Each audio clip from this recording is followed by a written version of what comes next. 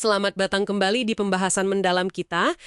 Kali ini kita mau gali nih beberapa kutipan dari buku yang lumayan provokatif ya, The 48 Laws of Power-nya Robert Greene. Iya, buku ini sering dibilang sinis sih. Betul.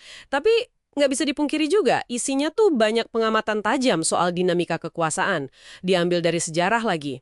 Nah, misi kita hari ini, kita mau coba bedah beberapa ide kuncinya, terutama soal gimana penampilan sama persepsi itu bisa ngebentuk atau malah ngalahin realitas kekuasaan itu sendiri.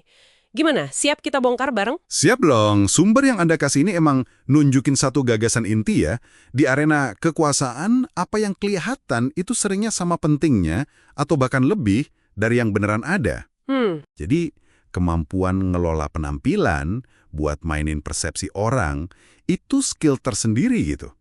Buku ini kan ngasih nasihatnya pakai hukum-hukum spesifik tuh. Nah, ini ada contoh-contoh menarik dari sejarahnya. Oke, mari kita mulai dari gagasan yang lumayan bikin kaget ya dari teks ini, yaitu soal penipuan dan pakai topeng. Katanya sih, itu bukan hal yang jelek atau amoral gitu aja dalam interaksi manusia. Oh ya? Iya, malah disebut sebagai bagian dari yang ngebedain kita dari hewan, bahkan dianggap hak istimewa para dewa di mitologi kayak si Odysseus yang licik gitu kan? Menarik. Nah, yang menarik lagi, penipu paling jago menurut teks ini tuh bukan yang paling heboh, tapi justru yang pakai kedok biasa aja, nggak nyolok, biar nggak narik perhatian. Kayak kasus Weil dan Gezil yang disebut itu, penipuan gede tapi dibungkus transaksi bisnis biasa. Gimana kita pahamin ini dalam konteks kekuasaan? Ini pengamatan yang tajam sih, soal sifat interaksi sosial yang kompleks ya. Teks ini argumennya, transparansi total itu naif, malah bahaya, di dunia yang penuh saingan. Masuk akal juga ya. Jadi, kemampuan buat nyembunyiin niat atau ngarahin perhatian orang lain, itu ya bentuk kecerdasan strategis. Kalau kita nggak narik perhatian yang nggak perlu, kita jadi punya lebih banyak ruang gerak, gitu. Oke. Ini bukan berarti harus nipu terus-terusan ya, tapi lebih kesadar aja kalau penampilan itu penting dan bisa dikelola. Dan pengelolaan penampilan ini seringnya butuh fondasi yang udah ada, yaitu reputasi kita. Nah ini dia. Pasti nyambul ke hukum kelima. Yang terkenal itu kan, reputasi adalah segalanya, landasan kekuasaan. Teks ini nekenin banget gimana reputasi aja bisa cukup buat bikin lawan takut dan menang tanpa perlu berantem. Betul. Sebaliknya, kalau reputasi rusak, wah, kita jadi sasaran empuk ya. Tepat sekali.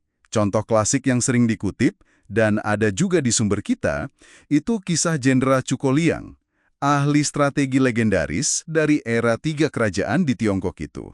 Oh, yang itu ya? Gimana ceritanya? Iya, dikisahkan pasukannya kalah jumlah banget pas musuh besar di bawah Simai datang. Nah, apa yang Liang lakuin? Dia suruh buka gerbang kota lebar-lebar, tentaranya disuruh ngumpat, terus dia sendiri duduk santai di atas tembok kota sambil main kecapi. Wah, nekat juga ya. Banget. Tapi Simai, yang kenal banget reputasi Liang sebagai ahli taktik ulung yang gak pernah gegabah, langsung curiga dong. Dia mikir, wah ini pasti jebakan rumit nih. Haha, kena mental ya dia. Kena banget. Rasa takut sama reputasi Liang itu bikin dia suruh pasukannya mundur. Jadi, Liang menang cuma modal reputasi sama penampilan tenang yang penuh teka-teki itu. Ini nunjukin kekuatan psikologis reputasi yang udah kebangun. Luar biasa emang gimana reputasi bisa jadi senjata gitu ya.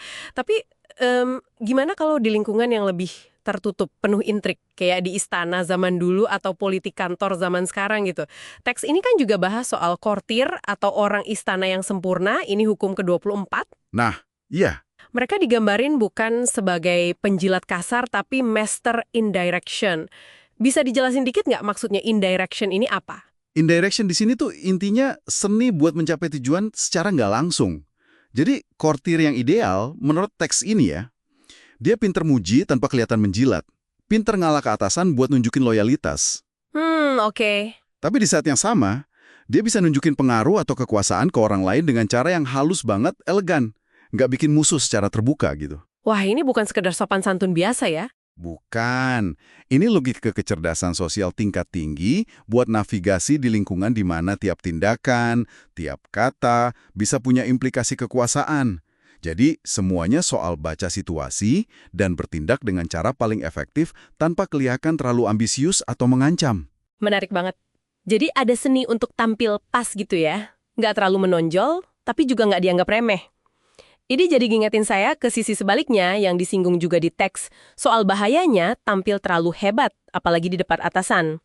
Ini hukum ke-1 kan, jangan pernah terlihat lebih hebat dari atasan Anda. Benar. Ini sisi lain dari koin manajemen persepsi. Tampil hebat itu bagus, tapi kalau kehebatan kita bikin atasan jadi nggak nyaman, nggak aman, atau malah ngerasa terancam, wah, itu bisa jadi bumerang. Contohnya gimana tuh? Contoh yang disinggung itu Astore Manfredi, pangeran muda dari Faenza di zaman Renaissance Italia. Dia terkenal ganteng banget dan berbakat. Nah, meskipun awalnya diampuni sama Cesare Borgia, tokoh yang terkenal ambisius dan kejam itu, Iya, Borgia itu reputasinya serem ya. banget.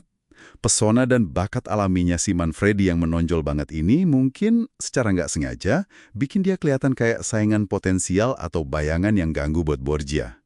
Nasib buruknya dia kemudian waktu ditangkap dan kemungkinan dibunuh sama pasukan Borgia, bisa jadi salah satu pemicunya yaitu ketidakmampuan atau ketidaksengajaan dia ngelola gimana keunggulannya dilihat sama orang yang berkuasa.